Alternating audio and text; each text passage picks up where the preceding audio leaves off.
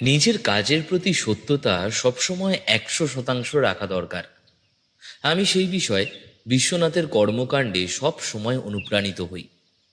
সংবাদপত্রে কিছু সময় বেশ মজার খবর প্রকাশিত হয়, যা আমাদের মনকে আপ্লুত করে তোলে। আবার কিছু সংবাদ আমাদের বেশ বেদনার কারণ হয়ে ওঠে। কিছু আমাদের জ্ঞান গম্ভীর করে, আর কিছু আমাদের বিস্মিত করে। আজ বিশ্বনাথের বাড়ির বৈঠকখানাতে বসে এমনি একটি বিস্মিত খবর আমি পাঠ করছিলাম। একজন প্রৌঢ় বাঙালি ভদ্রলোক খুন হয়েছেন দার্জিলিংয়ের একটি বিলাসবহুল পান্থনিবাসে। এই প্রৌঢ় ভদ্রলোক থাকেন বিদেশে।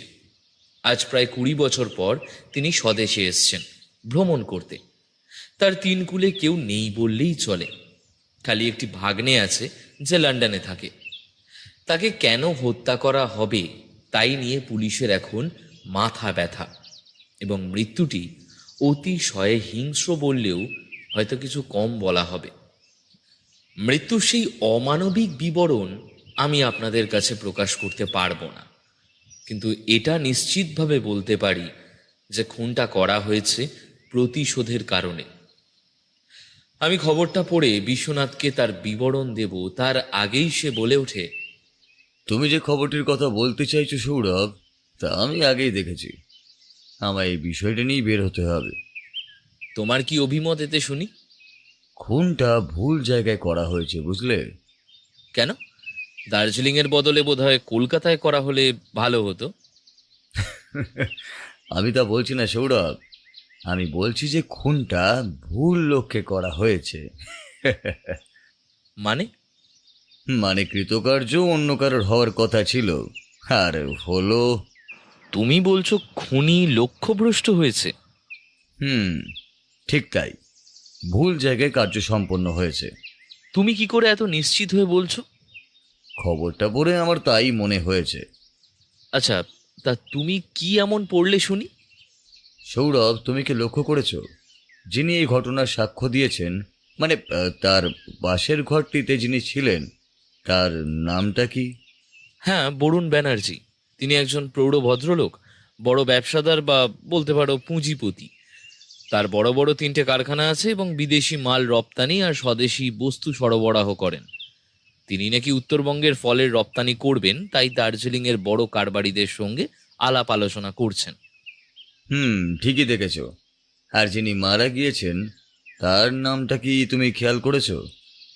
তার নাম আহ, আহ, তার নাম উম, না, তা তো ঠিক খেয়াল করিনি। লেখাটার শেষের দিকে আছে, একবার দেখে নাও। এই তো, মৃতের নাম বরুণ পুরকায়স্থ। তার মানে? তার মানে এতটাই খুব বড় একটা ভুল করে ফেলেছে। তার এই বরুণ পুরকায়স্থবাবুকে মারার কোনো উদ্দেশ্যই ছিল না, আর থাকবেই বা কেন? যেই লোকটির এই চৌহদ্দিতে কারোর সাথে কোনো যোগাযোগই নেই। যাকে সেসব কথা বাদ দাও। আসল কথাটি হলো যে খুনি খুন করতে চেয়েছিল তার পড়শি বরুণ ব্যানার্জি মশাইকে। আর এটাও ঠিক, যে বা যারা খুন করেছে তারা ব্যানার্জি বাবুকে ঠিক করে চিনত না। ভাড়াটে খুনি? তা সঠিকভাবে বলা এখন মুশকিল। এতটা নিশ্চিত হচ্ছ কি করে? কেননা যদি তারা ব্যানার্জি মশাইকে চিনত, তাহলে ঘর ভুল হয়েছে বুঝতে পেরে তারা আবার ঠিক ঘরের দিকেই যেত। তাহলে এখন? তাহলে আর এখন কিছুই না, আমাকে একটি টেলিগ্রাম পাঠাতে হবে, নইলে হয়তো আরও একটা খুনও হয়ে যেতে পারে। কথাটি শেষ হতে না দিয়েই বিশ্বনাথ উঠে দাঁড়ালো। সে হরিকে তার বেরোবার কথা জানিয়েই চলে গেল। হরি ঘরে প্রবেশ করলো। আমি বললাম, একজনের মৃত্যু হয়তো ঘনিয়ে আসছে, তাই সেই মৃত্যুর হাত থেকে বাঁচাতে একটি টেলিগ্রাম করতে গেল। তা সে একটু পরে গেলে হতো না? সকালের জল খাবারটা খেয়ে বেরোতে পারতো তো। হরি, বিষয়টি বেশ গুরুত্বপূর্ণ। হয়তো আর একটু দেরি হলে একজনের প্রাণঘাত হয়ে যেতে পারে। তা তুমি খাবে তো? তোমার জল খাবারটা বেরিয়ে আনি। না, আমি বরং একটু অপেক্ষাই করি। বিশ্বনাথ আসুক, তারপর না হয় একসাথে খাবো। ওর আসতে তো দেরি হতে পারে, তুমি খেয়ে নাও, খাবারগুলো সব ঠান্ডা হয়ে যাবে। আমি আর কথা বাড়ালাম না। সকালে জল খাবারটা সেরে নিলাম। সত্যি বিশ্বনাথের আসতে অনেক দেরি হলো। বিশ্বনাথকে আমি জিজ্ঞেস করলাম, টেলিগ্রাম করে এলে? বুঝলে সৌরভ, সরাসরি টেলিগ্রাম করলাম না, লালবাজারে বড়বাবুর কাছে গিয়ে আগে জানিয়ে আসলাম বিষয়টি কি হতে পারে। তাতে তিনি আমার কথায় সায় দিলেন এবং আমি তাকে বললাম যেন দার্জিলিংয়ের ওসিকে তিনি যেন বলে দেন তিনি যেন নিজেই স্বয়ং বরুণ ব্যানার্জির সুরক্ষার দায়িত্ব গ্রহণ করেন। এবার দেখার বিষয়টি হলো যে কে বা কারা বরুণ ব্যানার্জির উপর এরকম প্রতিশোধ নেওয়ার চেষ্টা করতে পারে। তো এখন কি ভাবছো, দার্জিলিং এর উদ্দেশ্যে রওনা হবে? না, যেখানে আমাকে কেউ নিজে থেকে ডাকেনি সেখানে আগ বাড়িয়ে যাওয়াটা উচিত হবে না। তাছাড়া এই মুহূর্তে আমি যা বুঝতে পারছি তাতে বরুণবাবুর পুলিশি পাহারায় আশা করি কোনো অঘটন ঘটবে না। আচ্ছা, একটা কথা বলো তো, তুমি এতটা নিশ্চিত হচ্ছটা কিভাবে? আমি এখনো বুঝতে পারছি না। কেননা পুলিশি পাহারার মধ্যে দিয়ে আততায়ীরা এতটা সাহস দেখাবে না যে আবার কারোর উপর আক্রমণ করবে। এতে তাদের পক্ষে খুবই বিপজ্জনকই হয়ে পড়বে। তা ঠিক, কিন্তু তা কতদিন? এক না একদিন তো বরুণবাবুর পুলিশি পাহারা উঠে যাবে। সেক্ষেত্রে তখন তার ওপর যে আবার আক্রমণ হবে না। তাই আততায়ীকে খুঁজে বের করতে হবে এবং আমি নিশ্চিত যে পুলিশ সেখানে সফল হবে। কেননা যখন এভাবে নৃশংসতার সাথে কেউ আক্রমণ করে তখন কিছু না কিছু সূত্র সে নিজেই রেখে যায়। সেই সূত্রটাকে ভালো করে দেখে চিনে নিলেই তাদের খোঁজ পাওয়াও যাবে। সেদিন এই বিষয়ে আর কোনো কথা হলো না। পরের দিন সকালে আমি আর বিশ্বনাথ বসে আছি বৈঠকখানায়। বিশ্বনাথ বসে খবরের কাগজ পড়ছে। বেশ কিছুদিন হলো বিশ্বনাথের হাতে তেমন কোনো কেস নেই। যাও বা দু চারটে ছিল, তা বিশেষ কিছু নয়। ওই সামান্য চুরি আর কিছু হারিয়ে যাওয়ার তদন্ত। আমি মনে মনে ভাবলাম, যদি বিশ্বনাথ এই দার্জিলিংয়ের কেসটা তার হাতে নেয় তবে বেশ ভালোই হয়। অনেকদিন হলো কোনো জম্পেশ তদন্ত করা হয়নি। আমারও কাজের কোনো চাপ নেই, যাও বা অল্প স্বল্প ছিল তা আমি মিটিয়ে নিয়েছি। এখন কিছুদিন হলো প্রায় সময় বাড়িতেই কাটিয়ে দিচ্ছি বা বৈঠকখানায় আড্ডা দিচ্ছি। তার মধ্যে অনেকদিন কোথাও বেড়ানোও হয়নি। তাই এখন এই কেস নিলে বেশ ভালোই হয়। আমি বিশ্বনাথকে কালকের ব্যাপারটা নিয়ে কিছু জিজ্ঞেস করতে যাব, এমন সময় বাইরে একটি আওয়াজ হলো। বিশ্বনাথ আমার পাশে বসে খবরের কাগজ পড়ছিল। সেও বাইরের দিকে তাকালো। একটু বাদেই দরজায় কড়া নাড়ার আওয়াজ শোনা গেল। আমি উঠে গিয়ে দরজা খুলে দিতেই দেখতে পেলাম একজন বয়স্ক ভদ্রলোক দাঁড়িয়ে আছেন। লম্বায় প্রায় 6 ফুট, স্বাস্থ্যবান চেহারা, চওড়া কাঁধ, ফ্রেঞ্চ কাট দাড়ি। ভালোই গোছগাছ করে রেখেছেন নিজেকে। সব মিলিয়ে চেহারায় বেশ একটা ব্যক্তিত্ব ফুটে উঠছে। তবুও তার সেই ব্যক্তিত্বের মধ্যে দিয়ে কিছু বিচলিত ভাব প্রকাশ পাচ্ছে। আমি তাকে উদ্দেশ্য করে জিজ্ঞেস করলাম, আপনি কাকে চাইছেন? এটা কি বিশ্বনাথ সেনের বাড়ি? আগে হ্যাঁ, এটা বিশ্বনাথ সেনের বাড়ি। নমস্কার। বিশ্বনাথ বাবু কি বাড়িতে আছেন? হ্যাঁ হ্যাঁ, আছেন। আসুন, আপনি ভেতরে আসুন। তিনি ভেতরে প্রবেশ করলেন। বিশ্বনাথকে দেখিয়ে দিতেই তিনি বললেন, নমস্কার বিশ্বনাথ বাবু, আসলে আমি খুব বিপদে পড়ে আপনার কাছে এসেছি। নমস্কার। আচ্ছা ঠিক আছে, আগে আপনি বসুন, তারপর আমি আপনার সব কথাই শুনছি। ধন্যবাদ।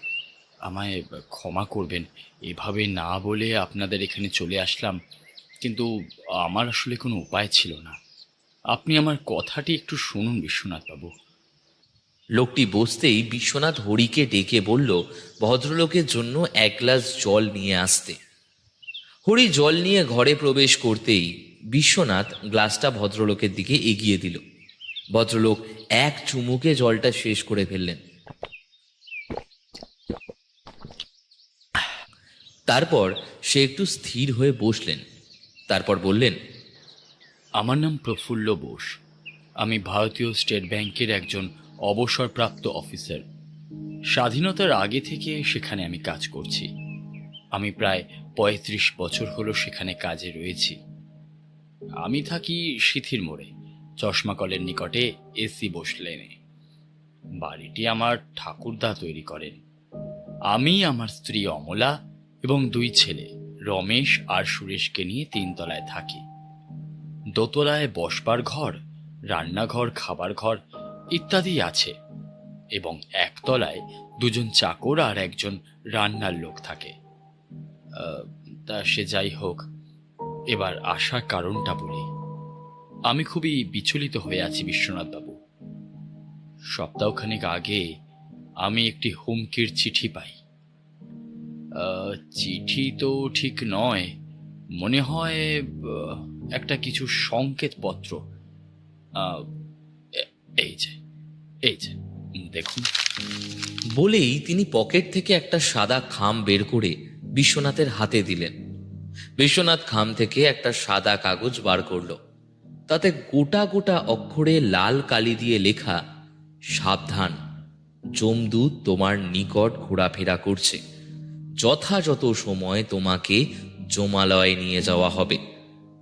পত্রটি পড়ে বিশ্বনাথ ভদ্রলোককে বলল, আপনার উপর কোনো আক্রমণ হয়েছে কি?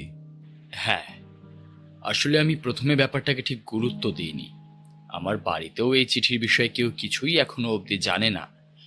কিন্তু গতকাল বাড়ির সামনে দিয়ে একজন দূরে যেতে যেতে আমার দিকে ছোড়া তাক করে ছোড়ে বিশ্বনাথ বাবু। আমি তখন বারান্দায় বসেছিলাম। ছোড়াটা আমার পাশে দেওয়ালে বেঁধে যায়।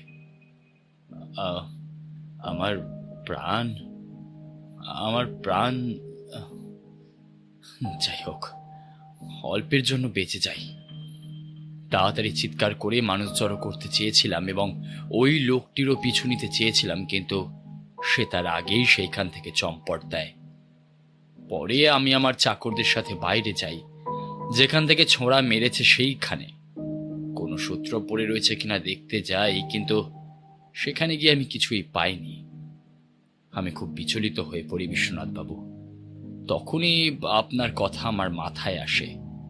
এরপর আমার কি কর্তব্য সেটাই আমি আপনার কাছে জানতে এসেছি। এই সময় হরি চা জলখাবার নিয়ে ঘরে প্রবেশ করল। প্রফুল্লবাবুর দিকে এক কাপ চা আর জলখাবার এগিয়ে দিল বিশ্বনাথ। আমি প্রশ্ন করলাম, আপনি পুলিশকে খবর করেননি? করেছি, তবে পুলিশের উপর আমার আস্থা নেই বললেই চলে, এবং তারাও আমার কথায় সেরকম গুরুত্ব দিচ্ছে না। তাই আমি বিশ্বনাথবাবু আপনার কাছেই এসেছি। বিশ্বনাথের ভ্রু কুঁচকে ওঠে। খানিক পর সে গম্ভীর কণ্ঠে বলে, দেখুন প্রফুল্লবাবু, আপনি যদি মনে করেন যে আমি দিনরাত আপনার বাড়ির সামনে ছদ্মবেশে থাকবো, তাহলে কিন্তু আপনি ভুলই করছেন। ও কাজ আমার দ্বারা সম্ভব নয়। আমি আপনার হয়ে না হয় পুলিশকে জানিয়ে দিচ্ছি যে আপনার পাহারার এবং সুরক্ষার প্রয়োজন আছে। তাতে হয়তো তারা আপনাকে পাহারা দিতে রাজি হবে।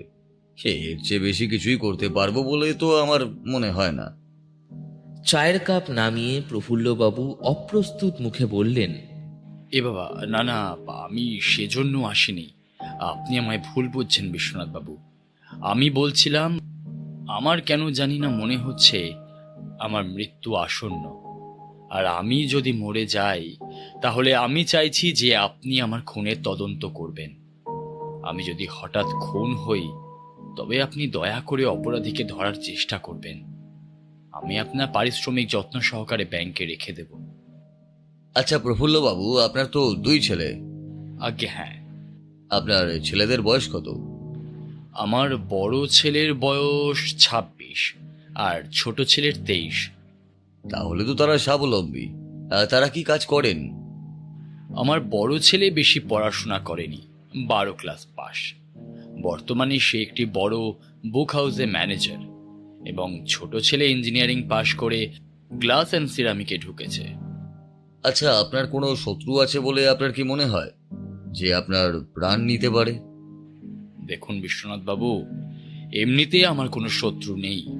আমি খুবই ছিমছাম লোক, কারোর ব্যাপারে তেমন নাক গলাই না।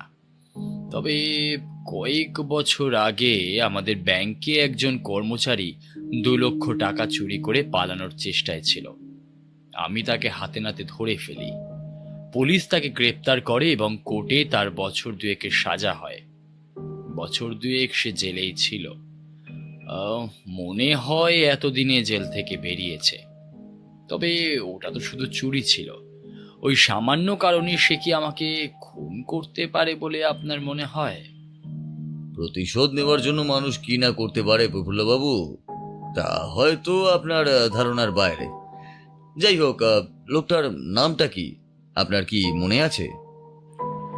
যতদূর মনে পড়ে তার নাম ছিল হনুমন্ত রাজ সিংহ। প্রায় 2 বছর আগের কথা, তাই আমার এখন ঠিক মনে নেই, কিন্তু যতদূর মনে হয় তাই হবে হয়তো। তার বাইরে আপনার আর কোনো শত্রু নেই বলছেন কি, তাই তো? আমার জ্ঞান অনুসারে তো নেই বিশ্বনাথ বাবু। ঠিক আছে, আমি দেখছি আপনার এই হনুমন্ত রাজ সিংহকে খুঁজে পাওয়া যায় কিনা কোথাও।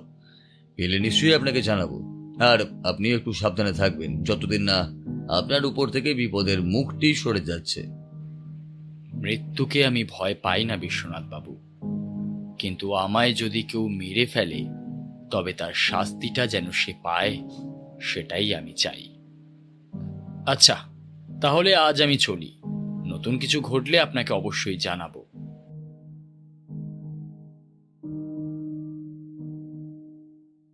সেদিন আমি আমার লেখালেখি নিয়ে একটু ব্যস্ত হয়ে পড়েছিলাম। বিশ্বনাথ প্রফুল্লবাবুর জীবন ধারণের ব্যাপারে অনুসন্ধানে বেরিয়ে পড়ে। সেদিন আর তার সাথে আমার যাওয়া হয়নি, সে বিষয় নিয়ে আর একটা কথাও হয়নি। পরদিন সকালে খাওয়ার পরে হরি আর আমি দাবা খেলতে বসলাম। বিশ্বনাথ এক মনে ধোঁয়া ছাড়তে ছাড়তে খবরের কাগজ পড়ছিল। একসময় টেলিফোনটা বেজে উঠল। বিশ্বনাথ উঠে গিয়ে ফোনটা ধরল।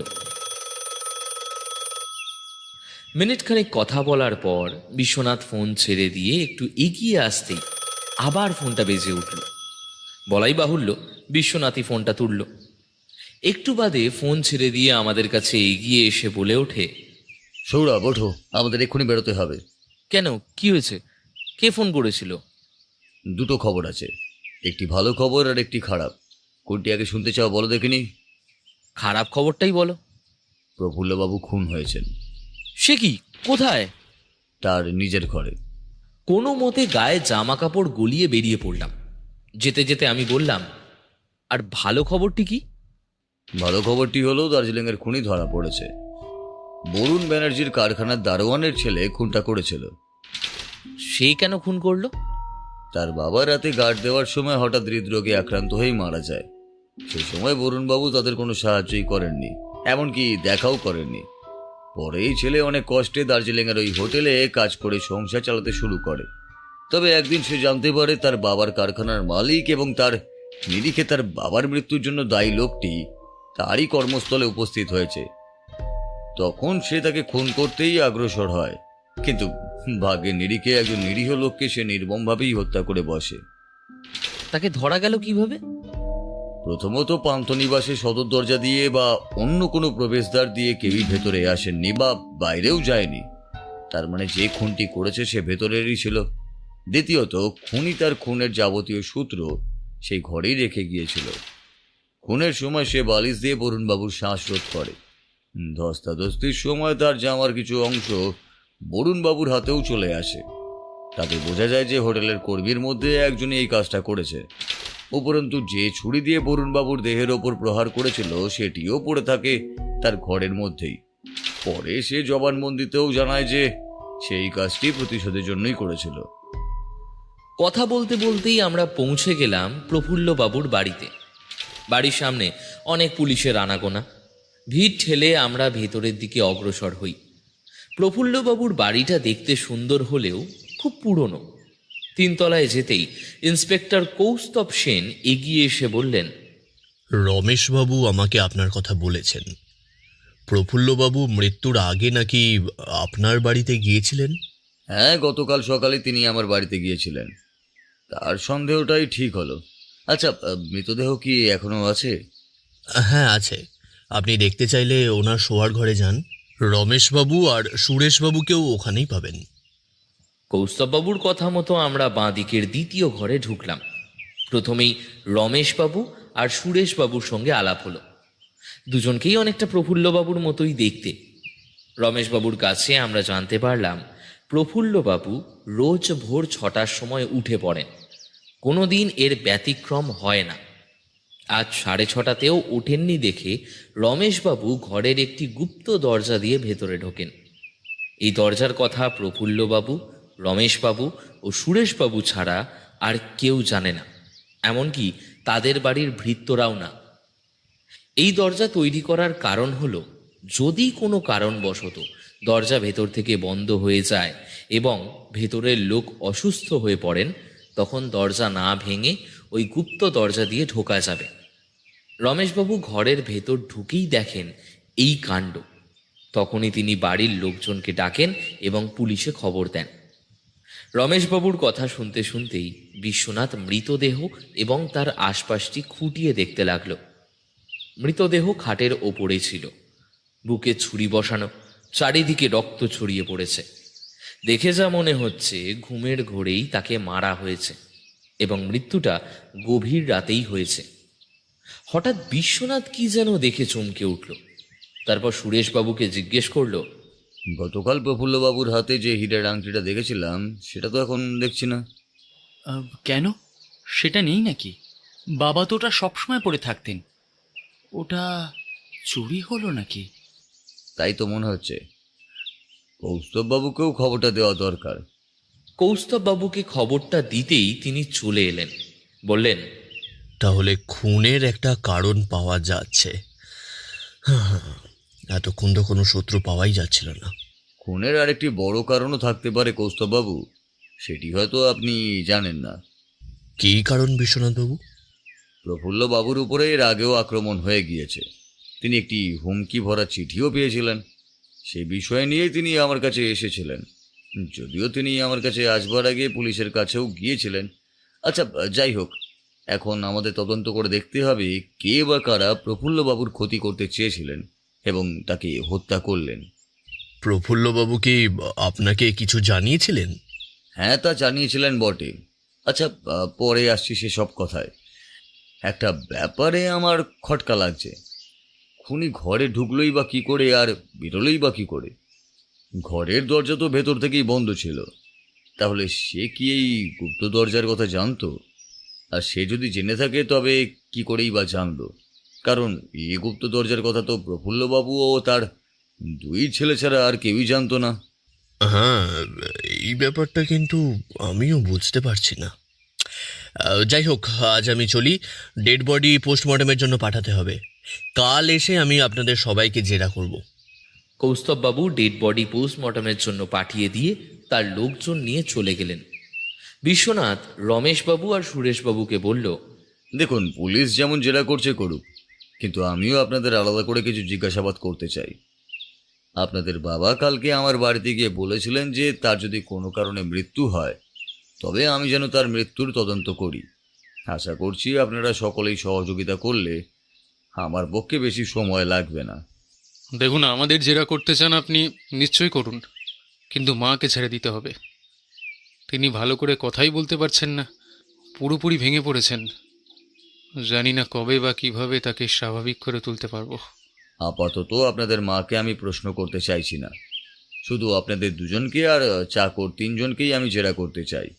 তাতে নিশ্চয়ই আপনাদের কোনো অসুবিধা হবে না। আমরা প্রফুল্লবাবুর ঘর থেকে বের হয়ে তাদের বাড়ি 3 তলার একটি ঘরে গিয়ে ঢুকলাম। এটি একটি ছোট ঘর। আমি আর বিশ্বনাথ দুটি আরাম কেদারায় বসলাম। প্রথমে এলেন রমেশবাবু। বিশ্বনাথ তাকে জিজ্ঞাসাবাদ শুরু করলো।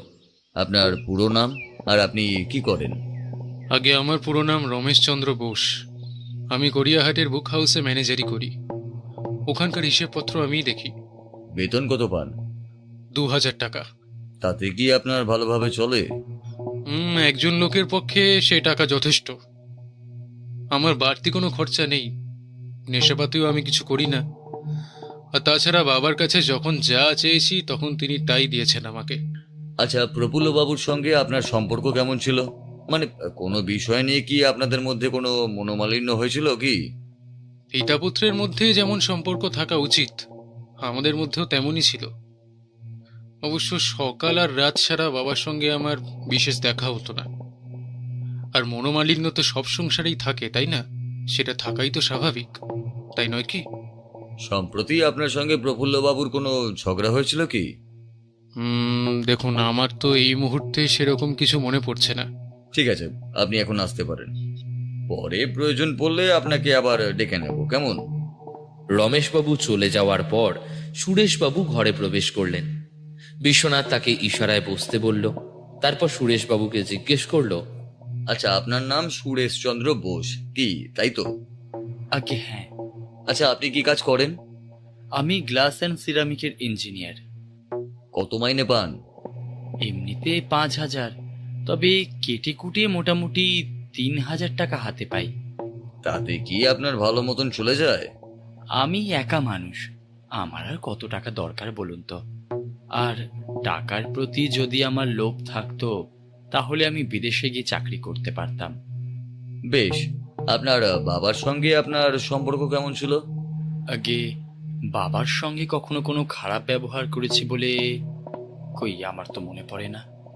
ঠিক আছে, আমার আপনাকে আর কিছুই জিজ্ঞাসা করার নেই, এখন আপনি যেতে পারেন।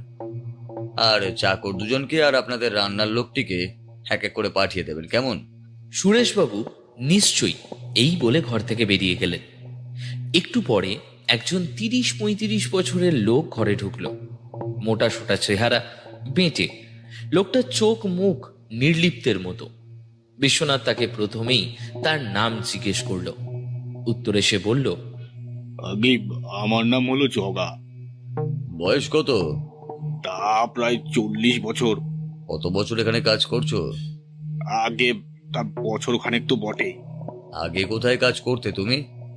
আগে একজন উকিল বাবুর বাড়িতে আমি কাজ করতাম। সেখানকার কাজটা ছেড়ে দিলে কেন? আগে তিনি চলে গেলেন তাই।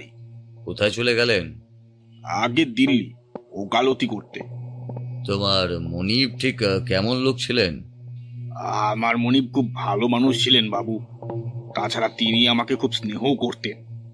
মাসে 200 টাকা আর থাকা খাওয়া তো আছে। তুমি কি তাতে সন্তুষ্ট ছিলে? আগে মাস হিসাবে 200 টাকা তো কম নয়। আমার আর বাড়তি খরচ তো নেই। পুরো টাকাই আমি আমার দেশের বাড়িতে পাঠিয়ে দিই। তাদেরও ভালোই চলে যায় হুজুর। বেশ, এবার তুমি যেতে পারো। বাবুর আরেকজন কাজের লোক যে আছে তাকে আসতে বলে দাও, কেমন? যে আজ্ঞে হুজুর। মিনিট 5 যেতে না যেতেই অন্য চাকরটি ঘরে এসে ঢুকলো। এ বেশ লম্বা কিন্তু রোগা, দাড়িকোফ আছে, পরনে ফতুয়া আর পাজামা। চোখের চাহনিতে যথেষ্ট বুদ্ধির ছাপ। হাবভাব দেখে শিক্ষিত বলেই মনে হয়। বিশ্বনাথ তার আপাদমস্তক একবার নিরীক্ষণ করে জিজ্ঞেস করলো, তোমার নাম কি? আগে শচীনচন্দ্র পালিত। তোমাকে দেখে তো কম বয়সী আর শিক্ষিত বলেই মনে হচ্ছে। আগে আমার বয়স ওই 32 বছর। আমি 8 ক্লাস পর্যন্ত পড়েছি। তাহলে তুমি এখানে কাজ করছোই বা কেন? বাবু, আগে এই দপ্তরে কাজ করতাম, পরে ওই দপ্তর বন্ধ হয়ে গেল। তারপর থেকেই কাজের অভাব। পরে বাবুই আমায় কাজে রাখে। আচ্ছা, কতদিন এখানে কাজ করছো তুমি? আগে বেশি দিন নয়, সবে 5-6 মাস হয়েছে। প্রফুল্লবাবু ঠিক তোমার প্রতি কিরকম ব্যবহার করতেন? আগে তার কথা আর কি বলবো। আমি যে এমন মনিব পেয়েছিলাম সেটা আমার সৌভাগ্য। তিনি আমাকে খুবই স্নেহ করতেন। আমায় উনি যদি কাজে না রাখতেন তাহলে। তুমি আগে কোথায় কাজ করতে বললে জানো? আগে আমি বাড়ির কাজ করতাম না। আমি আগে একটি স্ট্যাম্পের দপ্তরে কাজ করতাম। তা এখানে তুমি কত মাইনে পেতে? তিনি আমাদের সবাইকে সমান মাইনেই দিতেন, শুধু রান্নার লোককে 50 টাকা বেশি দিতেন। তাই জগার মতো আমারও মাইনে ওই 200 টাকা, আর খাওয়া থাকা। তিনি কাউকেই উভয়ের থেকে বেশি দিতেন না। তোমার কি কোনো ঘর সংসার নেই? আগে না, মা বাবা গত হয়েছে আজ অনেক দিন হলো। বিয়ে করোনি? আগে না। বেশ, এবার তুমি এসো। শচীন চলে যাওয়ার কিছুক্ষণের মধ্যেই রান্নার লোকটি এসে গেল। দেখেই মনে হয় রান্নার ঠাকুর সে। মাঝারি গড়ন, কিন্তু বেশ তাগড়াই ভুঁড়ি রয়েছে একটা। চিবুকে একটি বেশ বড় তিলও আছে। তার চোখে মুখে একটা বুদ্ধির ছাপ লক্ষ্য করা যায়। চোখে একটি শীতল ভাব। বিশ্বনাথ ওর নাম জিজ্ঞেস করতে সে উত্তরে বলল, বাবু, আমার নাম শ্যামাচরণ দে, কিন্তু সবাই আমায় শ্যামা বলেই ডাকে। তা কলে কলে কত হলো? আগে 45 বছর তো হবেই। তাহলে বলতে হয় এখানকার সব থেকে পুরনো লোক তুমি।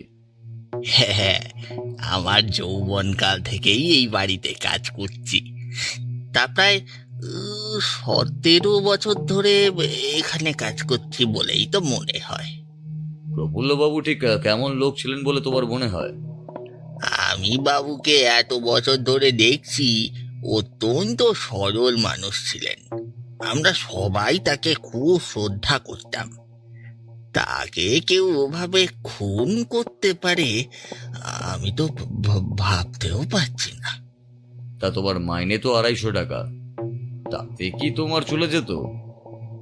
আগে হ্যাঁ বাবু। আচ্ছা, এই যে প্রফুল্লবাবু খুন হলেন, এই ব্যাপারে তুমি কি কাউকে সন্দেহ করো? বাড়ির লোকের মধ্যে এই কাজ করেছে বলে আমার মনে হয় না। দাদা বাবুরা বড় বাবুকে খুব শ্রদ্ধা করতেন, তার কথার উপর দিয়ে কেউ কখনো যেত না। কিন্তু কে যে করেছে আমার মাথায় কিছুতেই আসছে না। ঠিক আছে, তুমি এবার এসো। এরপর আমি আর বিশ্বনাথ রমেশবাবু আর সুরেশবাবুর কাছে বিদায় নিয়ে বাড়ি ফিরে এলাম। সারা রাস্তায় বিশ্বনাথ একটিও কথা বলেনি, আমিও কিছু জিজ্ঞেস করিনি। বাড়ি এসে ও নিজে থেকেই বলল, বুঝলে সৌরভ, উনি যদি বাড়ির লোক হয় তাহলে তাহলে যে জিনিস দিয়ে সে ছোড়াটা ধরেছিল তা নিশ্চয়ই নিজের কাছে রাখতে সাহস পাবে না। পুলিশ বাড়ি তল্লাশি নিচ্ছে, যেখানেই সেটা লুকিয়ে রাখুক তারা ঠিকই খুঁজে বের করবে। খুনিও সেটা জানে। তাই আমার মনে হয় বাড়ির পেছনে যে জঙ্গল মতো জায়গাটা আছে সেখানে ভালো করে খুঁজতে হবে। আমার মনে হয় সেখানে এমন কিছু একটা পাওয়া যাবে যার সাহায্যেই মৃত্যুর রহস্যের পর্দা উঠবে। এখন আমাদের কর্তব্য জায়গাটা একবার অনুসন্ধান করে দেখা এবং আরো কিছু খোঁজ খবর নেওয়া। ওখানকার কিছু লোকের কথা ঠিক মিলছে না। তুমি কি করে জানলে যে বাড়ির পেছনে একটা মস্ত বড় জায়গা রয়েছে? কই, আমি তো কিছু লক্ষ্য করিনি। মৃতদেহ দেখবার ফাঁকে আমি প্রতিটা ঘরের জানালা দিয়ে উকি দিয়ে দেখেছি, তখনই জায়গাটা লক্ষ্য করি। যা পরিমাণ অপরিচ্ছন্ন তাতে মনে হচ্ছে বেশ খাটতেই হবে। তাহলে এখন কি করবে বলে ঠিক করলে? অনুসন্ধানটা দিনের বেলা না হলে হবে না, তবে খোঁজ খবরটা সন্ধ্যের মধ্যেই করতে হবে।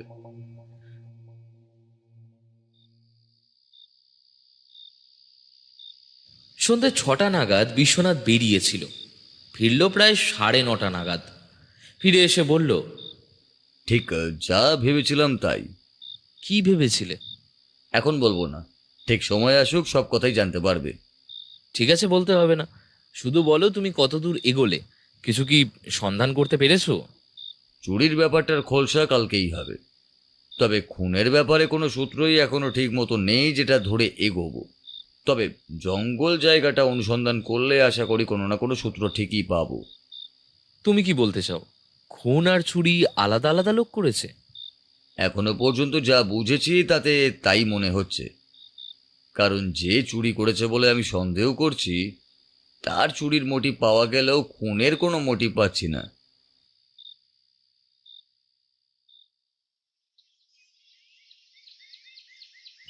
পরদিন সকাল 8টা নাগাদ আমরা রওনা দিলাম প্রফুল্ল বাবুর বাড়ির দিকে। সিথির মোড়ে চশমা কলের সামনে পৌঁছে আমরা প্রফুল্ল বাবুর বাড়ির পেছন দিকে জঙ্গল মতো জায়গাটায় এসে দাঁড়ালাম। প্রথমে চারিদিকটা ভালো করে দেখে নিয়ে আমরা অনুসন্ধান শুরু করলাম।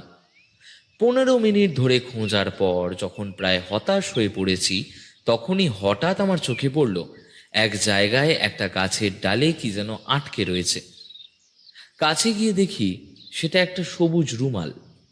বিশ্বনাথকে দেখাতেই সে তাড়াতাড়ি সেটাকে হাতে নিয়ে উল্টে পাল্টে দেখতে দেখতে হঠাৎ কি যেন দেখে আনন্দে লাফিয়ে উঠল। আমি জিজ্ঞেস করলাম, কি হয়েছে? যা চেয়েছিলাম ঠিক তাই। এইখানটা একটু ভালো করে দেখো, কিছু কি দেখতে পাচ্ছ? আমি দেখলাম যে জায়গাটা বিশ্বনাথ দেখাচ্ছে সেখানটায় একটু রক্ত লেগে আছে। আমরা যে রুমালটা খুঁজছিলাম এটা সেইটা, তাতে আর আমার সন্দেহ রইল না। আমি বিশ্বনাথকে জিজ্ঞেস করলাম, তাহলে এবার এটা নিয়ে কি করবে? দেখোই না কি করি। বলে বিশ্বনাথ প্রফুল্ল বাবুর বাড়ির দিকে এগিয়ে চলল। গেটের মুখেই রমেশবাবুর সঙ্গে দেখা। আমাদের দেখে বললেন, আরে কি ব্যাপার এত সকালে যে? বিশ্বনাথ তার পকেট থেকে সদ্য উদ্ধার করা রুমালটা বের করে বলল, এই রুমালটা কি আপনার? এটা কই না তো, এরকম তো আমার কোনো রুমাল নেই। ও আচ্ছা, হ্যাঁ আমারই হয়তো ভুল হয়েছে। আমি ভাবলাম এটা মনে হয় আপনার কাছেই দেখেছিলাম। যাই হোক, আপনি বুঝি কাজে বেরোচ্ছেন? হ্যাঁ, কেন আমার সাথে কিছু দরকার আছে নাকি?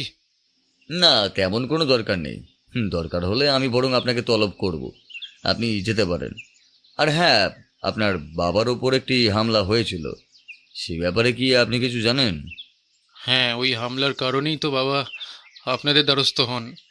দেখুন বিশ্বনাথ বাবু, তখন আমি মনে করেছিলাম যে হয়তো ডাকাতি বা কোনো রকম ভয় দেখানোর জন্যই ওরকম কাজ করা হয়েছে।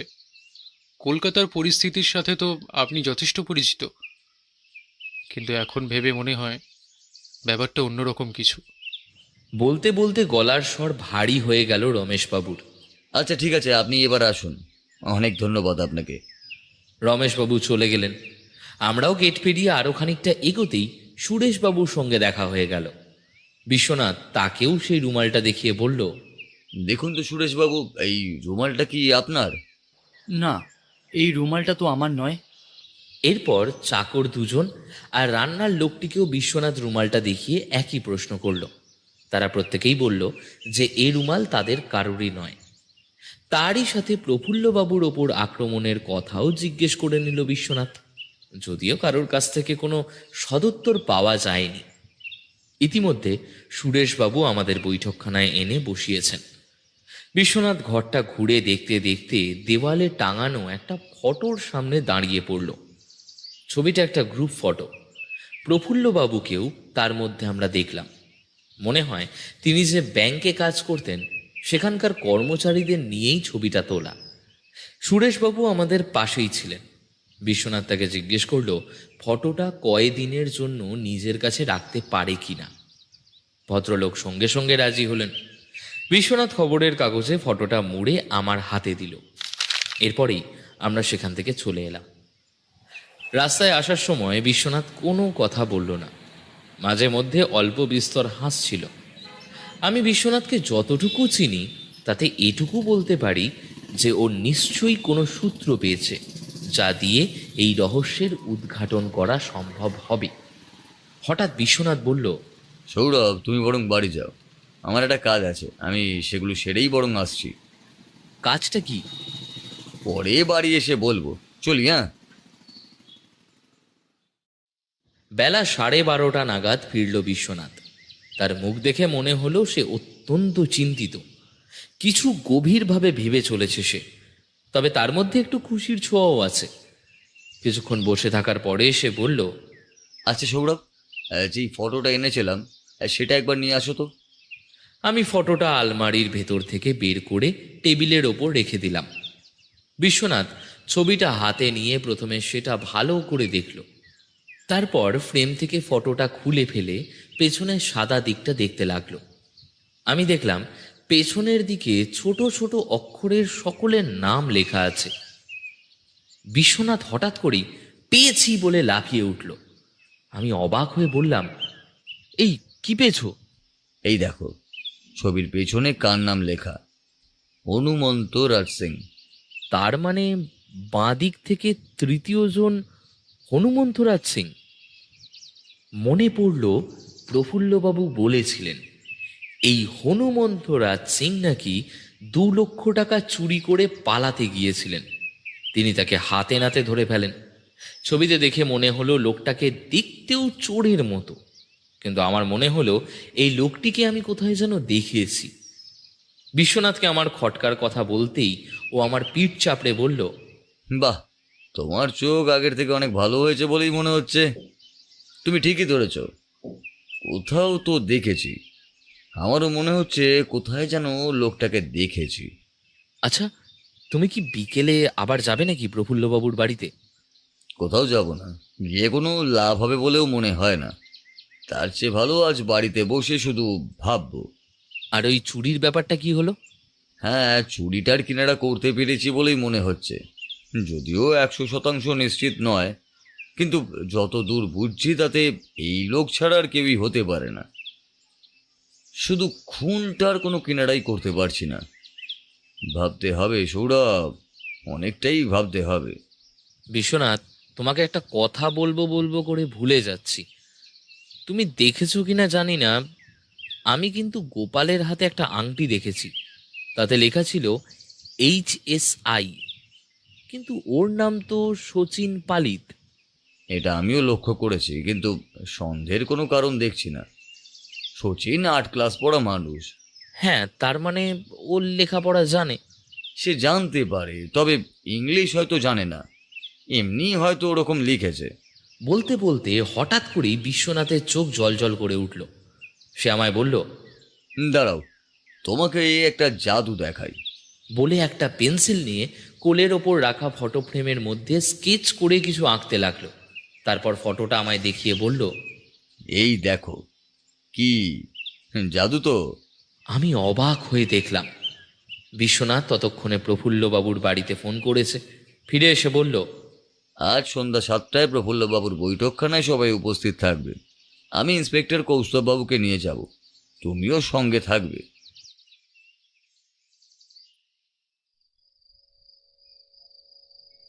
সন্ধ্যে 6টা নাগাদ আমি আর বিশ্বনাথ বের হলাম প্রফুল্লবাবুর বাড়ির উদ্দেশ্যে। বিশ্বনাথ সঙ্গে সেই গ্রুপ ফটোটাও নিয়ে এলো। কিন্তু প্রথমে আমরা গেলাম থানায়। সেখানে কৌস্তববাবুকে সব কথা বলে তাকে আমাদের সঙ্গে নিয়ে বের হলাম। কৌস্তববাবুর সঙ্গে 2জন কনস্টেবলকেও নিয়ে এলেন। প্রফুল্লবাবু বাড়ি পৌঁছে দেখি বিশ্বনাথের কথা মতো সবাই দোতলার বৈঠকখানায় জড়ো হয়েছেন। আমরা ঘরে ঢুকে আরাম কেদারার ওপর বসলাম। প্রফুল্লবাবুর স্ত্রী খুবই অসুস্থ হওয়ায় তাকে আর এই বৈঠকখানায় ডাকা হয়নি। বিশ্বনাথ প্রথমে জগাকে একটা গ্লাস জল নিয়ে আসতে বলল। জল খেয়ে তারপরে উঠে দাঁড়িয়ে তার বক্তব্য শুরু করলো বিশ্বনাথ। আমাদের সকলের শ্রদ্ধেয় প্রফুল্লবাবু আজ আর নেই। তার মৃত্যুর আগে তিনি আমাকে অনুরোধ করেছিলেন, তিনি যদি হঠাৎ মারা যান তাহলে আমি যেন তার তদন্ত করি। আমি তার ইচ্ছা অনুযায়ী তদন্ত করেছি এবং আমার মনে হয় আমি খুনিকেও চিহ্নিত করতে পেরেছি। এখানে আরও একটি কথা বলে রাখি, প্রফুল্লবাবুকে খুন করা ছাড়াও তার হাতের আংটিও চুরি করা হয়েছে। প্রথমে অন্য সকলের মতো আমারও মনে হয়েছিল যে খুন আর চুরি একই লোক করেছেন, কিন্তু আমি তদন্ত সূত্রে জানতে পেরেছি খুন আর চুরি দুটি আলাদা আলাদা লোকের কাজ। তবে প্রথমে আমি আসবো খুনের কথায়। এখানে আপনাদের একটা ঘটনার কথা শোনাই। এটা অবশ্য প্রফুল্লবাবুর মুখেই শোনা। হয়তো আপনাদের মধ্যে কিছু লোক এই বিষয়টির সাথে পরিচিত। কয়েক বছর আগে তিনি যে ব্যাংকে কাজ করতেন, সেই ব্যাংকের হনুমন্ত রাজ সিং বলে একজন লোক 2 লক্ষ টাকা চুরি করে পালানোর চেষ্টায় ছিল, কিন্তু প্রফুল্লবাবু তাকে হাতে নাতেই ধরে ফেলেন। সুতরাং এটা বোঝাই যায় যে এই লোকটি মানে হনুমন্ত রাজ সিং এর প্রফুল্লবাবুর ওপর একটা আক্রোশ আছে এবং সে প্রফুল্লবাবুর ওপর প্রতিশোধ নেওয়ার জন্য প্রফুল্লবাবুকে খুন করতেও পারে। প্রফুল্লবাবু আমাদেরকে জানায় যে হনুমন্ত রাজ সিং এর 2 বছরের কারাদণ্ড হয়েছিল এবং আমি খোঁজ নিয়ে জানতে পারি সেই কারাদণ্ডের মেয়াদ শেষ করেছে আজ থেকে 1 বছর আগে। মানে এটাও সম্ভব যে হনুমন্ত রাজ সিং প্রতিশোধের জন্য খুন করতে পারে এবং এই ক্ষেত্রে সেটাই হয়েছে। রমেশবাবু জিজ্ঞেস করলেন, তাহলে আপনি বলতে চান যে বাড়ির বাইরের লোক খুনটা করেছে? কিন্তু সে বাড়ির ভেতর ঢুকলে কি করে? না, আমি কিন্তু তা বলিনি। আমি শুধু বলেছি হনুমন্ত খুন করেছে। সে বাইরের লোক সেটা কিন্তু আমি বলিনি। আপনি কি হেয়ালি করছেন? সে বাইরের লোক নয়, তবে কে সে? আমি যা বলছি তার একটাই মানে হয়, সে বাড়িতে আছে এবং এই ঘরেই আছে। কিন্তু কি করে, কিভাবে তা? বিশ্বনাথ কিছু বলার আগেই সুরেশবাবু বললেন, ছদ্মবেশে? কি? ঠিক ধরেছেন সুরেশবাবু, সে বাড়িতে ছদ্মবেশ নিয়েই আছে। তার ছদ্মবেশটা বেশ ভালোই, আমিও প্রথমে চিনতে পারিনি। তবে তাকে চেনাবার আগে আমি শচীনকে কিছু প্রশ্ন করব। তোমার নাম তো শচীন চন্দ্র পালিত, মানে ছোট করে লিখলে এসপি, কিন্তু তোমার আংটিতে HS কেন লেখা? আর সবাই নিজের আংটিতে তো নিজের নামের হাতাক্ষরই লেখে, তা তোমারটা এরকম কেন? আগে ওটার তো কোনো মানে নেই, ওটা আমি এমনিই পড়েছি। না সচিন বাবু, আপনি বেশ শিক্ষিত, এতটুকু বোঝার মতো ক্ষমতা আপনারও আছে। না, এর কোনো মানেই নেই। এটা একটি আংটি, ব্যাস। আমার পছন্দ হয়েছে, আমি তাই পরেছি। কিন্তু আমি যদি বলি ওটাই তোমার নামের আদ্যক্ষর, তুমি চালাকিটা ভালোই করেছিলে। প্রথমে আমিও বুঝতে পারিনি। তোমার নাম আদপেও শচীন চন্দ্র পালিত নয়, কি তাই তো, হনুমান রাজ সিং? আর তুমি প্রতিশোধ নেবার জন্য প্রফুল্লবাবুকে খুন করেছ।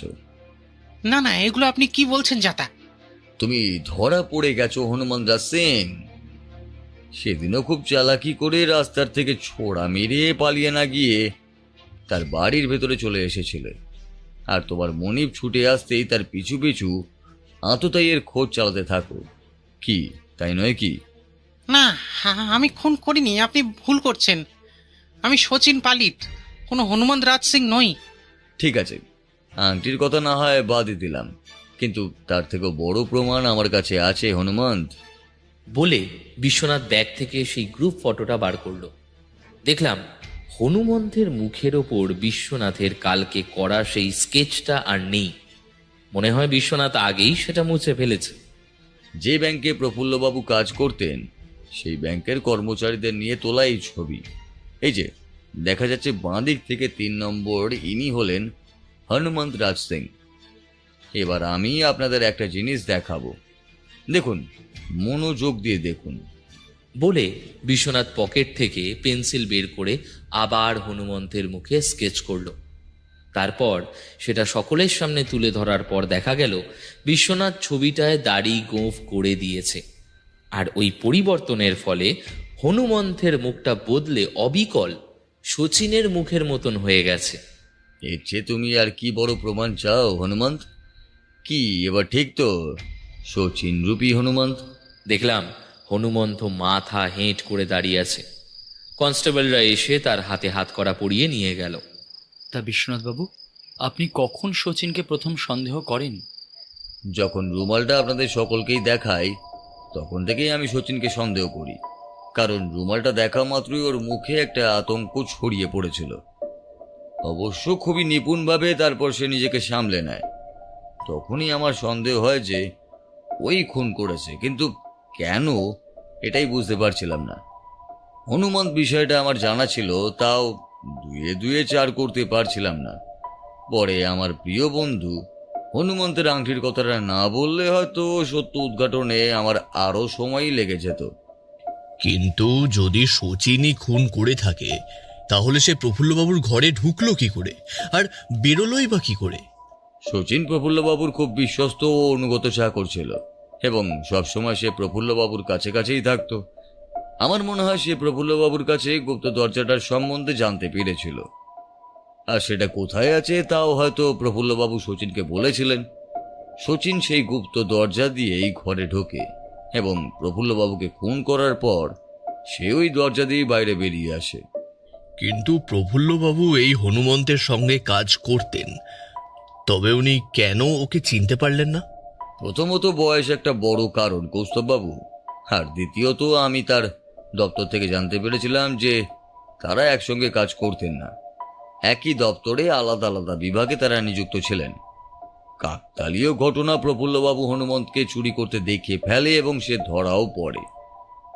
তৃতীয়ত আমার যা মনে হয় প্রফুল্লবাবু চোখে একটু কমই দেখতেন, হয়তো ছানি পড়েছে বা বয়সের নিরিখে। যাই হোক, তিনি হনুমন্তকে ছোড়া ছুড়তেও ঠিক করে দেখতে পাননি। যদি দেখে ফেলতেন তবে আজ এই জিনিসটা হতো না, আর আমার ধারণা হনুমন্ত এই বিষয়টাও জানতো। বিশ্বনাথ এবার একটু থেমে আবার বলতে আরম্ভ করলো। এবার আসি চুরির কথায়। আমি প্রথমেই বলেছি আমার মতে খুন আর চুরি দুটি আলাদা আলাদা লোক করেছেন। কেননা চুরিটা যদি কারণ হতো তবে আরো অনেক জিনিস ছিল নেওয়ার মতো, সেগুলোকেই বা কেন খুনি ছেড়ে চলে যাবে? দ্বিতীয়ত হলো আংটিটা চুরি হয় মৃত্যুর ঠিক 2 থেকে 3 ঘন্টা পরে। কৌস্তববাবু আপনি খেয়াল করেছেন কিনা তা আমি জানি না, কিন্তু আংটির জায়গা ছাড়া আঙুলের বাদবাকি সব জায়গা কিন্তু ফুলে উঠেছিল। এই ফুলে ওঠা কিন্তু সম্ভব মৃত্যুর ঘন্টাখানিক পর থেকেই, আর এতেই আমার চোখ প্রথমে আঙুলটির দিকেই পড়ে এবং চুরির বিষয়টি খেয়ালে আসে। বলতে বলতে বিশ্বনাথ রমেশবাবুর দিকে তাকালো। এতেই আমি নিশ্চিত হই যে চোর আলাদা ব্যক্তি, আর সেক্ষেত্রে চুরি করেছেন রমেশবাবু, প্রফুল্লবাবুর গুণধর বড় ছেলে। আপনি কি কি আবল তাবল বলছেন বিশ্বনাথ বাবু? আপনার কি মাথা খারাপ হয়ে গেছে নাকি? মাথা তো আপনার খারাপ হয়েছে রমেশবাবু, নইলে কেউ আবার নিজের বাবার মৃতদেহ থেকে আংটি চুরি করে? আমি চুরি করতে যাব কেন? আমার যদি টাকার দরকার হয় তাহলে আমি বাবার কাছে চাইতেই পারতাম। তার আংটি চুরি করতে যাব কেন আমি? রেসের মাঠে দেনা শোধ করার জন্য কারোর বাবা টাকা দেয় না, সেটা আপনি ভালোভাবেই জানতেন। তাই প্রফুল্লবাবুর কাছ থেকে টাকা না চেয়ে তার আংটিটাই চুরি করলেন। অবশ্য আপনি আংটি চুরি করতে সেদিন যাননি, আপনার বাবার মৃতদেহ দেখে আপনি নিজেই হকচকিয়ে যান। ভাবেন যদি এখন লোক ডাকেন তবে তারা আপনাকেই সন্দেহ করবে, কারণ আপনি অত রাতে সেই গুপ্ত দরজা দিয়ে আপনার বাবার ঘরেই বা কি করতে যাবেন। তাই আর ৭-৫ না ভেবে আংটিটা নিয়ে কেটে পড়েন, কি তাই তো? এই দুদিনে বোধহয় সেটা বিক্রি করে দেনা শোধ করাও হয়ে গেছে।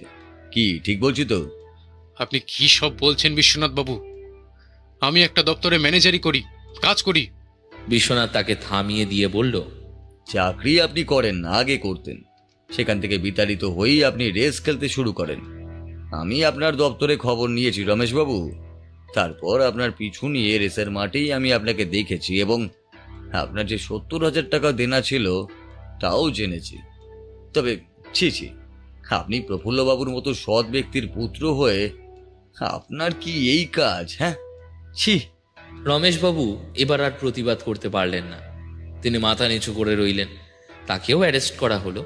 সবাই চলে যাওয়ার পর সুরেশবাবু বললেন, দাদা যে এত নিচে নামতে পারে তা আমার জানা ছিল না বিশ্বনাথ বাবু।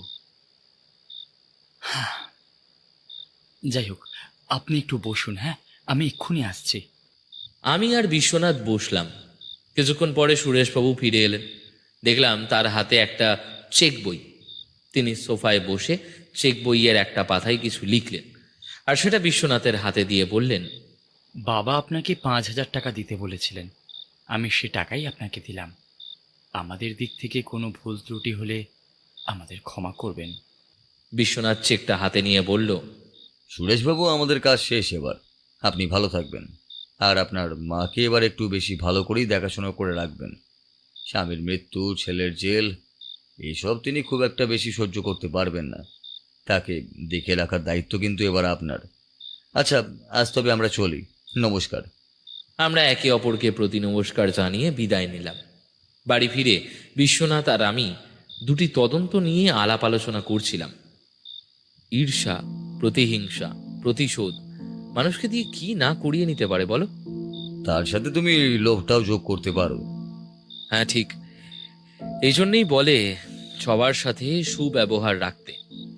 তাই তো আমি শত্রুদের সাথেও বন্ধুত্ব রেখে চলি। আমি আর বিশ্বনাথ দুজনেই হেসে উঠলাম।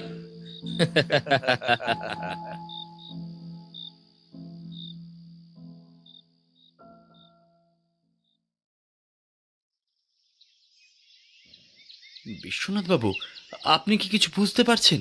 আরে আমি তো কিছু বুঝতে পারছি না। আর সব থেকে বড় কথা হলো, ঘরের দরজা ভেতর থেকে বন্ধ। যদিও ঘরের দরজার লকটা কিন্তু ভেতর থেকে লক, অর্থাৎ বাইরে থেকে খোলা যায় না। তবে বাইরে থেকে বন্ধ করলে তবে ভেতর থেকেও খোলা যায়। কিন্তু সেটাই যদি হয় তাহলে অপরাধী ঘরের ভেতর ঢুকলো কি করে? আমি রায়বাবুর কথা শুনে তার দিকে তাকালাম। তিনি জানলার ধারে দাঁড়িয়ে বিছানার ওপর শুয়ে থাকা মৃতদেহ দুটোকে ভালো করে দেখছেন। বিশ্বনাথ কিন্তু মৃতদেহের দিকে দেখছিল না, সে ঘরের মধ্যে ঘুরছিল। এই ফাঁকে ঘরের একটা বর্ণনা দিয়ে রাখি। সোজা যে দরজাটা এখন খোলা দেখতে পাচ্ছি তার উল্টো দিকে একটা বড় জানলা রয়েছে।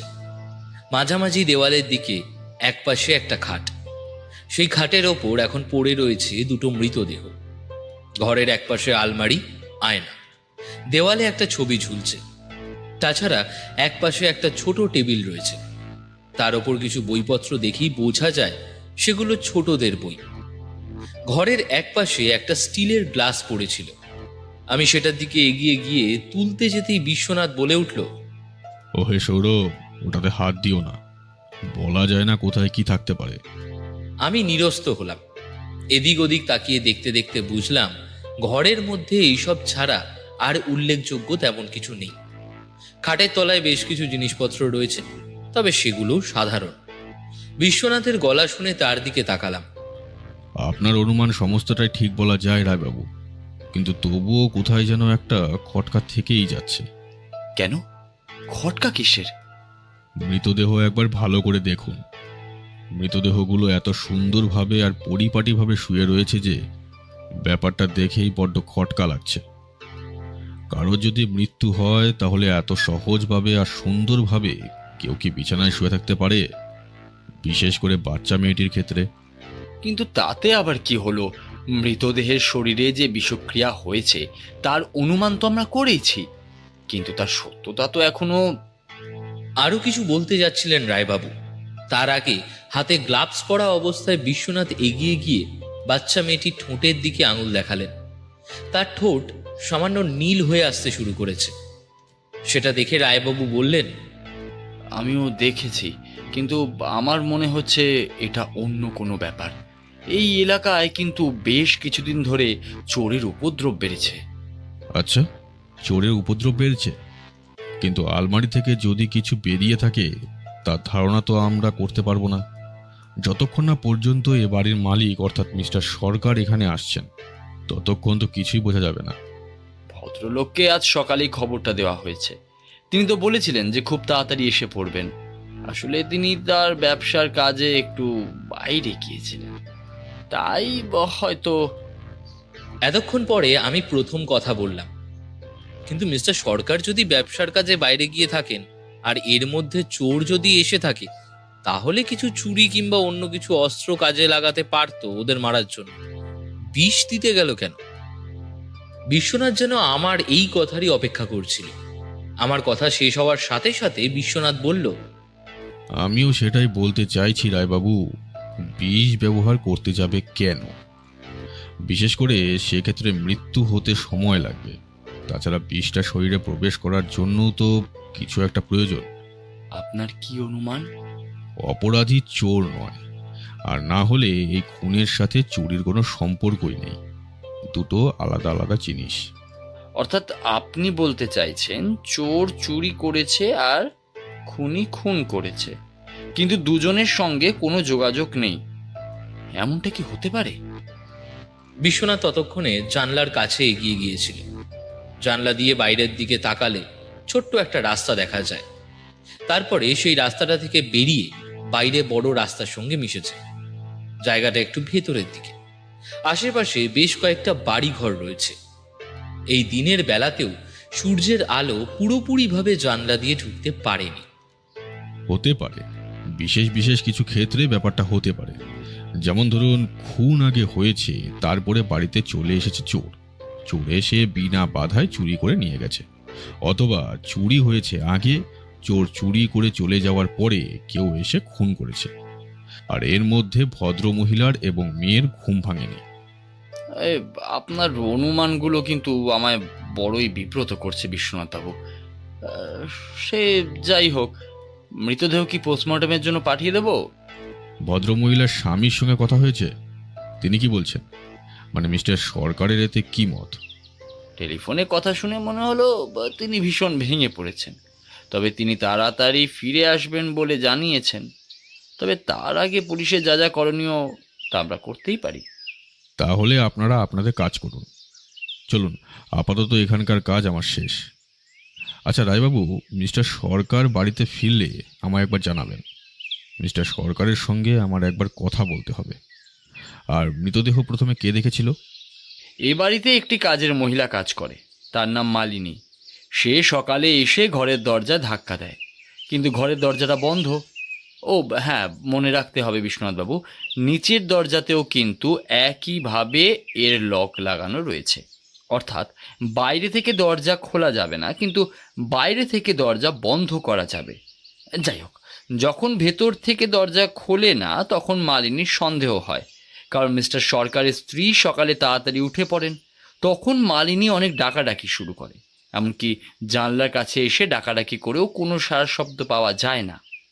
শেষে পাশের বাড়িতে গিয়ে একবার টেলিফোন করতে বলেন এই বাড়িতে, কিন্তু টেলিফোন করার পরেও যখন মিসেস সরকার কোনো উত্তর দেন না, তখন কিন্তু বাধ্য হয়ে সকলে মিলে তার বাড়ির দরজা ভেঙে ভেতরে ঢোকে। ওপরে ঘরের দরজা বন্ধ, ওই ঘরের দরজা ভাঙার আগে পুলিশকে খবর দেওয়া হয়। তারপরে আপনি এসে ওই দরজা খোলেন? না বিশ্বনাথবাবু, প্রথমে আমি আসিনি, অন্য একটি কাজে আমায় যেতে হয়েছিল। খবর পেয়ে দুজন কনস্টেবল এখানে আসে।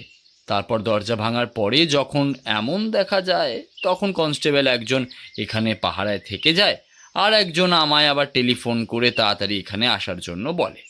তবে অন্য একটা কাজে ছিলাম বলে আমার আসতে বেশ খানিকটা সময় লেগে গেছিল। বিশ্বনাথের মুখে একটা চিন্তার ভাঁজ পড়ে। সে বলে, যে সময় আপনি এখানে ছিলেন না, সেই সময় কনস্টেবল দুজন কি সব সময় মৃতদেহের কাছে ছিল? বিশেষ করে এই ঘরের দরজা ভেঙে ঢোকার পর থেকে ঘরের সমস্ত কিছুই কি তাদের কাছে আছে? আপনার আপত্তি না থাকলে আমি একবার কনস্টেবল দুজনের সঙ্গে কথা বলতে চাই। রায়বাবু মৃতদেহ পোস্টমর্টমে নিয়ে যাওয়ার ব্যবস্থা করতে লাগলেন। এবার এখানে মৃতদেহগুলোর সামান্য বর্ণনা দিয়ে রাখি। ঘরের বিছানার ওপর পাশাপাশি শুয়ে রয়েছে দুজনেই স্ত্রীলোক। তবে একজন মিসেস সরকার, তার বয়স দেখে মনে হলো 35-এর একটু বেশি হবে। আর একজন হলো মিস্টার সরকারের একটি মাত্র মেয়ে, তার বয়স 11 কি 12 বছর হবে। এক পলক দেখলে মনে হবে দুজনে গভীর ঘুমে ঘুমিয়ে রয়েছে। তাদের হাত দুটো শরীরের এক পাশে রাখা, চোখের পাতা বন্ধ, নিঃশ্বাস পড়ছে না, একভাবে তারা চুপচাপ শুয়ে রয়েছে।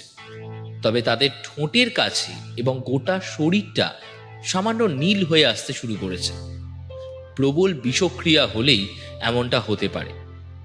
সত্যি বলতে একটু অস্বস্তি হচ্ছিল ওই বয়সের একটা মেয়ে এভাবে মারা গেছে দেখে।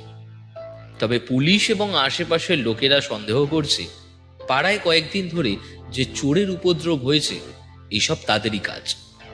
কিন্তু বিশ্বনাথ যেন মনে করছে এসব চোরের কাজ নয়। আমার কিন্তু দুটো দিকই মনে হচ্ছে। একবার মনে হচ্ছে চোরের কাজ, আর একবার মনে হচ্ছে অন্য কারোর কাজ। বিশ্বনাথের সঙ্গে নিচে নেমেছি, কনস্টেবলদের সঙ্গে কথা বললাম। একজন কনস্টেবল জানালো, স্যার সত্যি কথা বলছি, মৃতদেহ ছেড়ে আমি একবারের জন্য কোথাও যাইনি। আমার সঙ্গে পবনও ছিল, টেলিফোন করতে ও গেল থানায়, কিন্তু আমি ওখানেই ছিলাম। ভালো করে একবার ভেবে বলো তো, দরজা ভাঙার পরে ঘরে ঢুকে তোমরা ঠিক কি কি দেখলে? আমরা তো এসে দেখলাম স্যার, বাড়ির কাছে বেশ কিছু লোকজন জড়ো হয়েছে। একটা কাজের মেয়ে, সে ভীষণ ভয় পেয়েছে, প্রায় কান্নাকাটি করছে। তা সেই আমাদের বলল যে ওপরে ঘরের দরজা নাকি খুলছে না। ঘরের দরজার কাছে গিয়ে দেখলাম যে দরজা লক হয়ে আছে স্যার। আমি এমন দরজা আগেও দেখেছি, তাই এসব ব্যাপারে খানিকটা জানি। আমি ওদের সবাইকে শান্ত হতে বলে পবনকে নিয়ে দরজাটা ভাঙলাম। অনেক চেষ্টা করেছিলাম স্যার দরজাটা খোলার, কিন্তু কিছুতেই খোলা গেল না। দরজা ভাঙতেই সবাই হুড়মুড় করে দরজার কাছে চলে এলো। তখন দেখলাম স্যার, ঘরের ভেতরে ওরা দুজনে বিছানায় শুয়ে রয়েছে, আর কিছুই নেই। তবে ঘরের ভেতরটায় কেমন যেন একটা গন্ধ ছিল। গন্ধ? কেমন গন্ধ? হ্যাঁ স্যার, একটা একটা কেমন যেন গন্ধ ছিল, ও আমি ঠিক বলতে পারবো না। তবে দরজা জানলা খোলার পর সে গন্ধটা আস্তে আস্তে কমে গেল। যেমন ধরুন একটা ফুলের গন্ধ, তবে বেশ গাঢ়। ক্লোরোফর্ম নয় তো? না হওয়ার কিছুই নেই, কিন্তু ক্লোরোফর্ম আসবে কোথা থেকে? আচ্ছা, তারপর?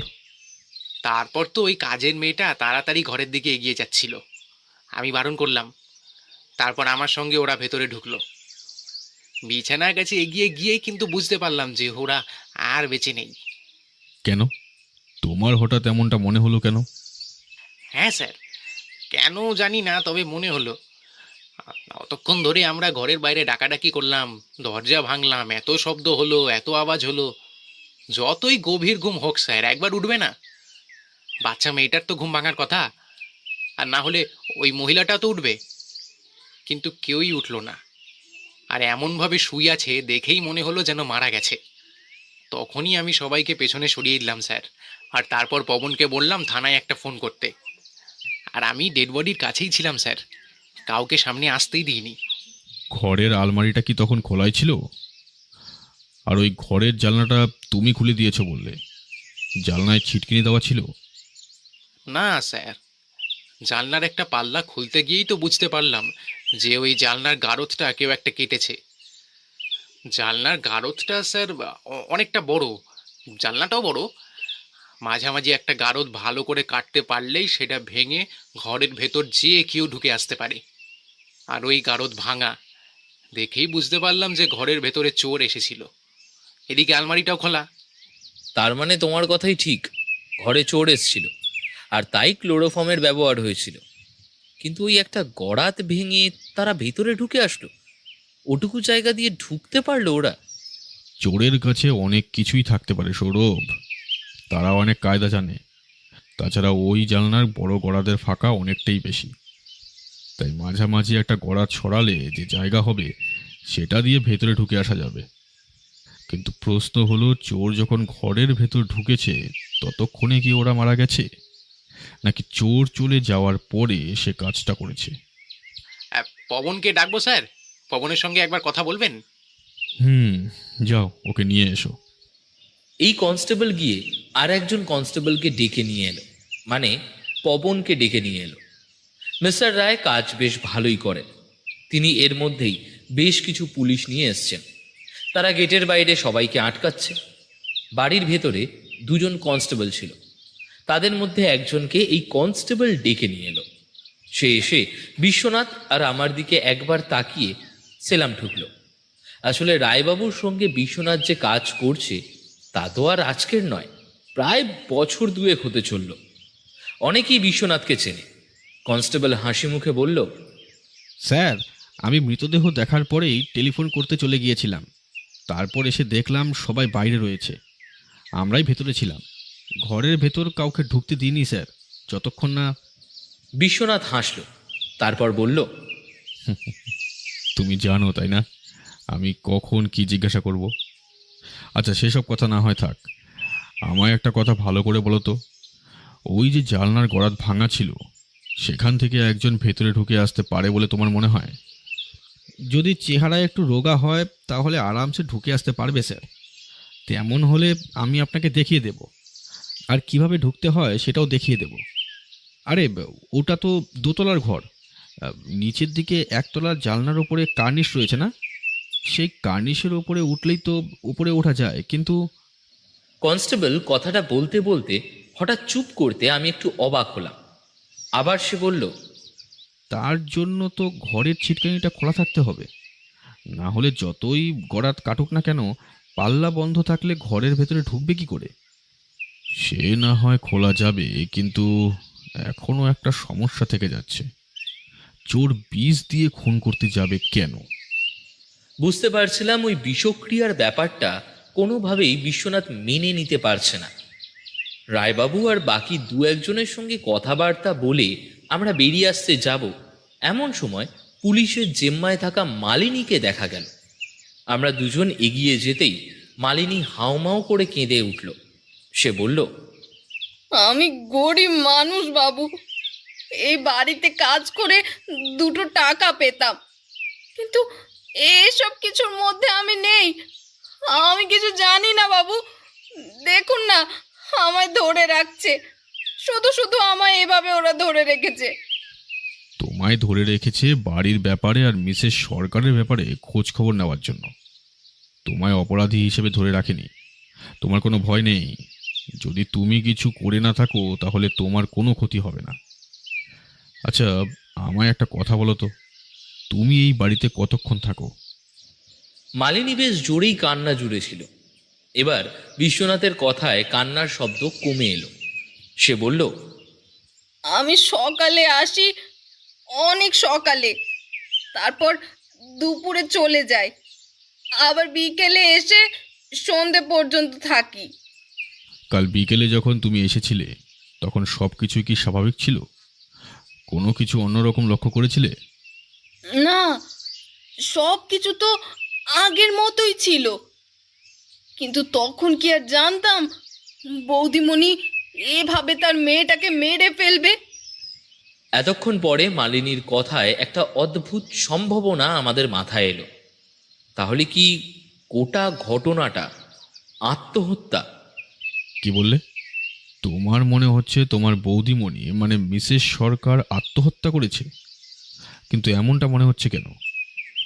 মালিনী কি যেন একটা ভাবার চেষ্টা করলো, তারপর বলল, কয়েকদিন আগে দাদাবাবু ও বৌদিমনের মধ্যে ঝগড়া হয়েছিল। আসলে দাদাবাবুর সঙ্গে বৌদিমনের ঝগড়া খুব একটা হয় না, কিন্তু এবার বেশ ঝগড়াঝাটি হয়েছিল। সেটা আমি বুঝতে পারছিলাম। আমার সামনে ওরা খুলে তেমন কিছুই বলতো না। আসলে দুজনেই খুব চাপা। মেয়েটার সামনে ওরা ঝগড়া করতে চায় না, কিন্তু আমি বুঝতে পারছিলাম কিছু একটা হয়েছে। মালিনীর কথা শুনে বিশ্বনাথ যে সন্দেহবোধ করছে সেটা বেশ বুঝতে পারছিলাম। বিশ্বনাথ পুলিশের কাছ থেকে মালিনীকে একপাশে নিয়ে গেল। তারপর বেশ কিছুক্ষণ মালিনীর সঙ্গে বিশ্বনাথ কথাবার্তা বলল। আমি খানিকটা দূরেই দাঁড়িয়েছিলাম, তাই তাদের মধ্যে কি কথাবার্তা হচ্ছে তা আমি শুনতে পারছিলাম না। তারপর